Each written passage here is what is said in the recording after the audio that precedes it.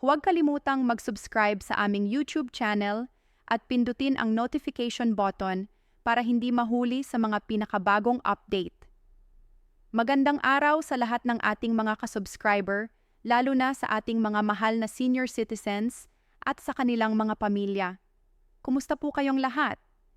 Welcome muli sa ating channel kung saan pinag-uusapan natin ang mga mahahalagang balita, programa at benepisyo na ibinibigay ng gobyerno para sa ating mga kababayan.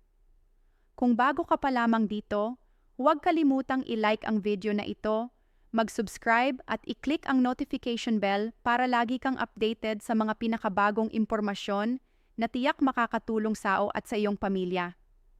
Ngayon, pag-uusapan natin ang napakahalagang balita na siguradong inaabangan ng marami, lalo na ng ating mga senior citizens, ang Universal Social Pension. Ang tanong ngayon, handa na ba kayo mga lolo at lola? Dahil ngayong buwan ng Oktubre ay sisimulan na ang distribusyon ng benepisyong ito sa buong bansa. Sa video na ito, ipapaliwanag natin ng detalyado kung ano ba ang Universal Social Pension. Magkano ang matatanggap? Sino ang makakatanggap? Kailan at saan ito ibibigay? Ano ang mga requirements? At ano ang mga dapat ninyong tandaan para hindi kayo maiwanan? Huwag kayong aalis dahil napakaraming mahalagang impormasyon na dapat ninyong malaman. Unahin natin ang pinakamahalagang tanong. Ano ba ang tinatawag na Universal Social Pension? Sa mga nakaraang taon, alam natin na hindi lahat ng senior citizens ay may natatanggap na tulong pinansyal mula sa gobyerno. Meron tayong mga pensyado mula sa GSIS o SSS. Ngunit paano naman ang mga senior na hindi naging miyembro o walang sapat na hulog? Marami sa kanila ang walang natatanggap na regular na kita at hirap sa pangaraw-araw na gastusin tulad ng pagkain, gamot at iba pang ngailangan. Kaya naman naisipan ng gobyerno na magpatupad ng Universal Social Pension. Isang programa na layong bigyan ng pantay na ayuda ang lahat ng senior citizens kahit sila man ay pensyado o hindi. Sa madaling salita, ito ay tulong na nakalaan para sa lahat para matiyak na walang senior citizen ang maiiwan. Magkano nga ba ang matatanggap? Ayon sa bagong programa, bawat senior citizen ay makakatanggap ng 7,000 piso kada buwan o tama ang narinig ninyo, FONG kada buwan o 1,000 kada taon. Hindi man ito sapat para tustusan ang lahat ng pangangailangan. Malaking tulong pa rin ito, lalo na sa pagbili ng mga gamot, pagkain at iba pang unahing pangangailangan. Tandaan natin na ito ay dagdag pa sa mga iba pang benepisyo o pensyon na maaaring natatanggap ng ilan. Kaya malaking kaginhawaan ito para sa ating mga lolo't lola at syempre para na rin sa kanilang mga pamilya na sumusuporta sa kanila araw-araw. Ngayon naman, kailan ito ipapamahagi? Ito ang pinakahinihintay ng lahat. Ayon sa Department of Social Welfare and Development o DSWD at sa koordinasyon ng mga lokal na pamahalaan, ang distribusyon ng Universal Social Pension ay magsisimula ngayong buwan ng Oktubre 12, 2025. Ayon sa tentative schedule, ito ay magsisimula sa ikalawang linggo ng Oktubre at tatakbo hanggang sa katapusan ng buwan. Ibig sabihin, iba-iba ang schedule depende sa inyong barangay at lokal na pamahalaan. May mga lugar na mas maagang magbibigay at mayroon ding huli. Kaya, pinakamainam na makipag-ugnayan agad sa inyong barangay hall o sa pinakamalapit na DSWD office para malaman ang tiyak na petsa ng payout sa inyong lugar. At saan naman makukuha ang pensyon na ito?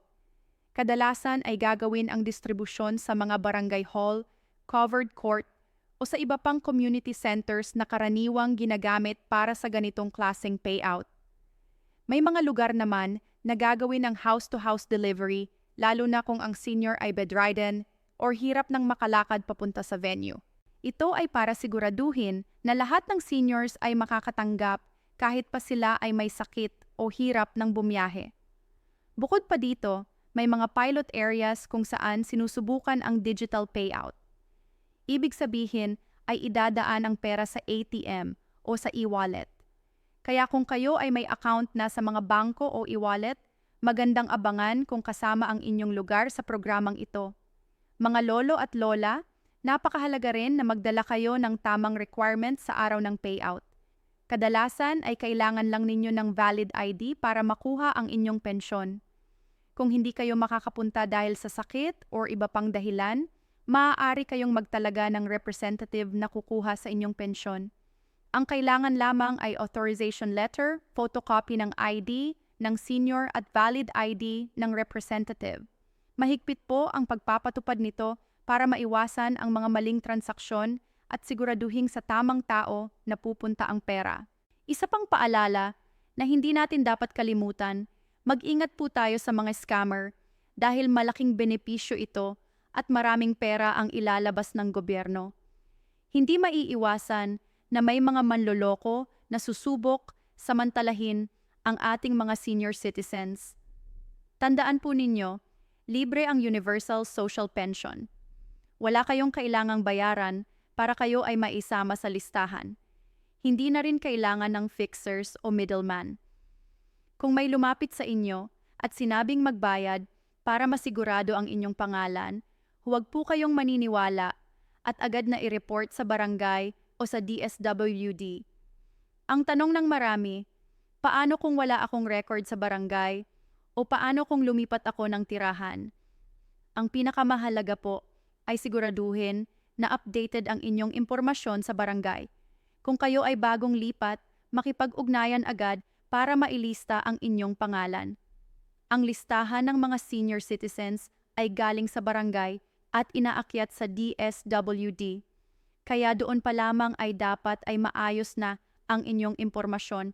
Kung may kulang na detalye, huwag mag-alala dahil may mga verification process pa rin na ginagawa bago ibigay ang pensyon. Ngayon isipin natin ang magiging epekto nito.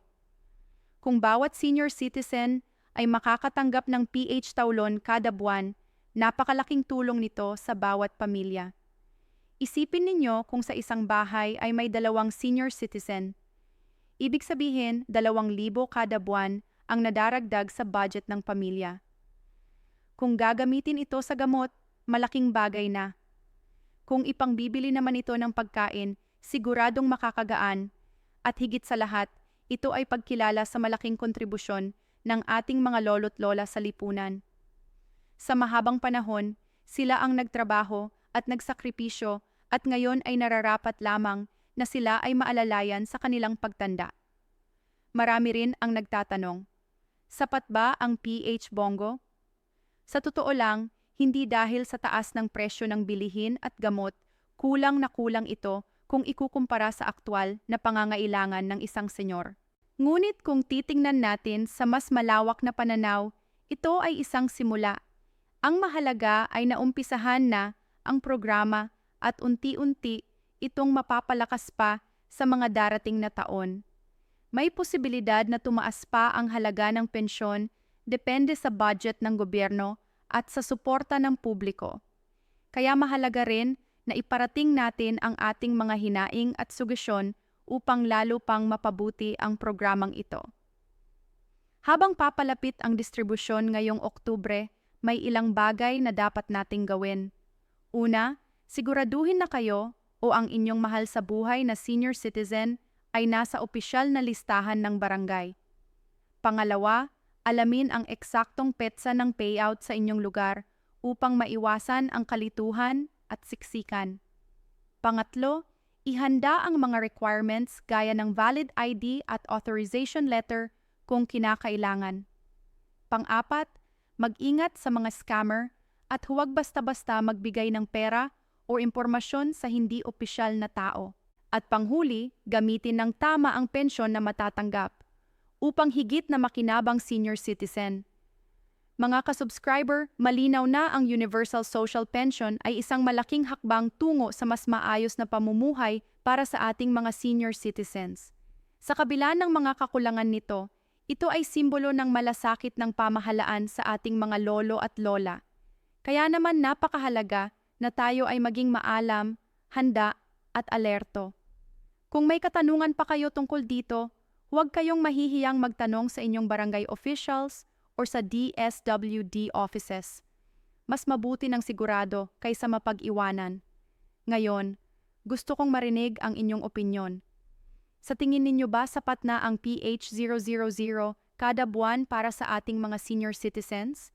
Ano ang mga dapat pang idagdag o baguhin sa programang ito? I-comment ninyo sa ibaba dahil mahalagang marinig din ang boses ng publiko, lalo na ng mga pamilya ng ating mga lolo't lola. At bago tayo magtapos, kung sa tingin ninyo ay mahalaga ang video na ito, paki-like at i-share sa inyong mga kamag-anak at kaibigan para sila man ay maging updated. Huwag din kalimutang mag-subscribe at i-click ang notification bell para hindi ninyo ma-miss ang iba pang mga balita at impormasyon tungkol sa mga programang makakatulong sa ating mga kababayan. Maraming salamat sa inyong panunood mga ka-subscriber. Ingat lagi at sana ay maging maayos at matiwasay ang distribusyon ng Universal Social Pension ngayong Oktubre. Handa na ba kayo mga lolo at lola? Siguraduhin na oo ang sagot ninyo dahil darating na ang tulong na para sa inyo. Hanggang sa muli, salamat, mabuhay.